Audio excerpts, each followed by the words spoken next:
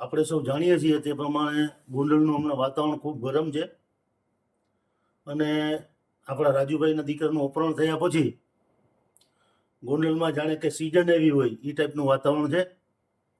મારે આપ સૌને દુઃખ સાથે કહેવું છે કે આપણા એડવોકેટ દિનેશ પાતરને પોલીસે 2 ગુનામાં આરોપી બનાવી દીધા છે અને દિનેશભાઈના કાલે જામીન થયા છે. કાલે રાતે મારી એમની સાથે વાત થઈ છે અને એમને ખૂબ જ પાણી પીવડાવીને એટલા ટોર્ચર કરવામાં આવ્યા છે પીઆઈ પરમાર અને વડોદરા દ્વારા કે જાણે દેશમાં કાયદો વ્યવસ્થા ન્યાયતંત્ર કંઈ હોય નહીં અને જાણે ગોંડલના અમુક કહેવાતા ધારાસભ્યોને એનો પરિવાર છે એ જ સર્વે હોય એ રીતે આખું વાતાવરણ ખડું થઈ ગયું છે.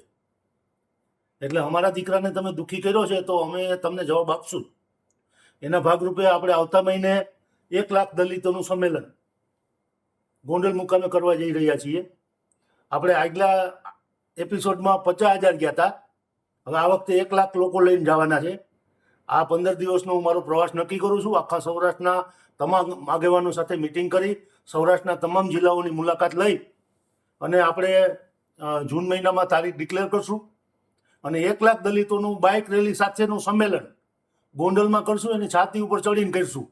અને તમે જ્યારે અલ્પેશ કથિરિયાના આવ્યા હતા ત્યારે જે તમે કાચ ફોડવાના નાટક કર્યા હતા એવા તમે કરજો. તમે તમારા બાપના પેટના હોવ તો તમે કરજો. હું તમને ચેલેન્જ આપું છું કે તમે કરજો નાટક. હવે અમે આવતે મહિને દિનેશ પાતરને ન્યાય નહીં મળે.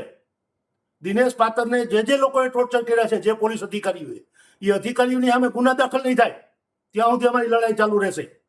તમારી લડાઈ જયરાજસિંહની છે, તમારી લડાઈ પાટીદાર સમાજની છે, તમારી લડાઈ તમારી સુધી રાખો. તમે તમારી લડાઈને અમારા સમાજ સુધી ના પહોંચાડો. અમે કાંઈ બંગડીયું નથી બની. એટલે હવે અમે આવીએ છીએ આવતે મહિને અને હું ગૃહમંત્રીને સીએમ સાહેબને મળવા જવાનો છું અને આ રજૂઆત કરવાનો છું સમાજના આગેવાન તરીકે કે આ કેટલા અંશે યોગ્ય છે. આ થોડું કંઈ બિહાર છે, ગુજરાત છે ભાઈ, અને કાયદાઓમાં ન્યાય માગવાનો દરેકને અધિકાર છે. એટલે અમારા દિનેશ પાતરને હવે પોલીસ વિચારીને અટક કરે કોઈ પણ ગુનામાં. અને રાજકોટ રૂરલની પોલીસને 2 હાથ જોડીને કહું છું કે મર્યાદામાં રહ્યો, મર્યાદાની બહાર ના જાઓ.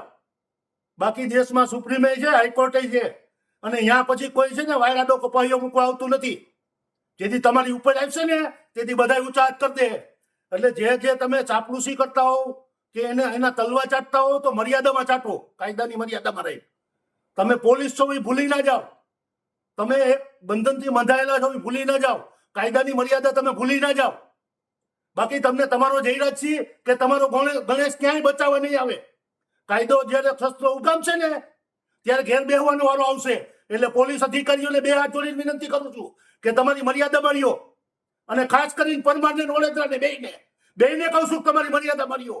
એટલે હવે આવતા મહિને જૂન મહિનામાં આપણે દલિતોનું 1 લાખ દલિતોનું સંમેલન ગોંડલમાં કરવા જઈ રહ્યા છીએ. અને હવે જેનામાં તાકાત હોય અમને રોકી બતાવે. જય ભીમ, નમો બુદ્ધાય.